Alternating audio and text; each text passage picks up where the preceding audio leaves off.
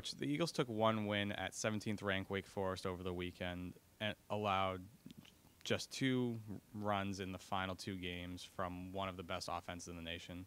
Talk about the pitching performance you saw from your staff and the overall performance of the team.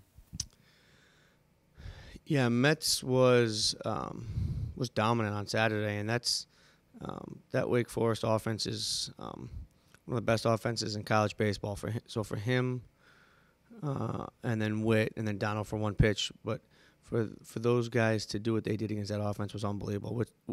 Mets was great, and Brian Rapp had a little bit of tough luck in there, but he was great too. Anytime you can keep that keep that team in the ballpark as much as we did for those 2 days is impressive, and it's it's a little bit what we were talking about early in the year when those guys were kind of learning how to be starting pitchers.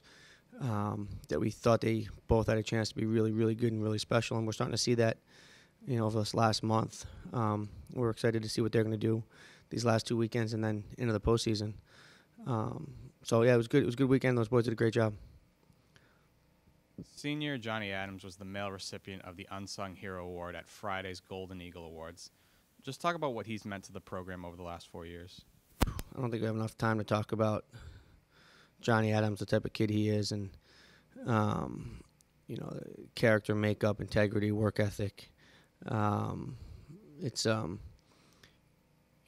just to see the reaction of the boys when we told him he got that award to graduate at the Golden Eagles. Our team was like, "Yeah, of course Johnny got an award. Why wouldn't he?" That's what they all think of him.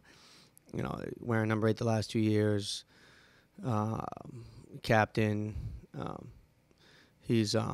He's a special kid, and I'm extremely lucky to have been around him for these last 4 years.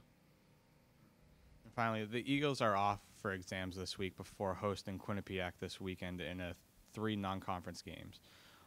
What will the team work on during the week, and what can you expect heading into the weekend with the Bobcats? Yeah, I mean, it's a little bit of a crazy week here because of finals. So, the practice schedule is a little bit different than we're used to, and finals and studying is taking the biggest priority. So we're kind of going out in smaller groups at different times to make sure the guys all can get their work in, make sure the pitchers can get their work in, the guys can hit in the field when they need to.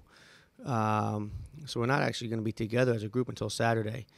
Coming off that weekend at Wake, we played well enough to win 2 baseball games, and then Sunday we just couldn't quite get that big hit. We left 12 guys on. So, we would have liked to leave there with 2 wins this week. This week we're just kind of working on just getting ourselves ready mentally to play a really good Quinnipiac team coming off a finals week. It's tough. It's always a tough weekend when you're playing during finals. But these boys are. This is a group that's driven academically, that's driven to be great in the baseball field, so they'll be able to balance and do a good job with it. And like I said, Quinnipiac's a quality opponent, and we're excited about getting back on the field.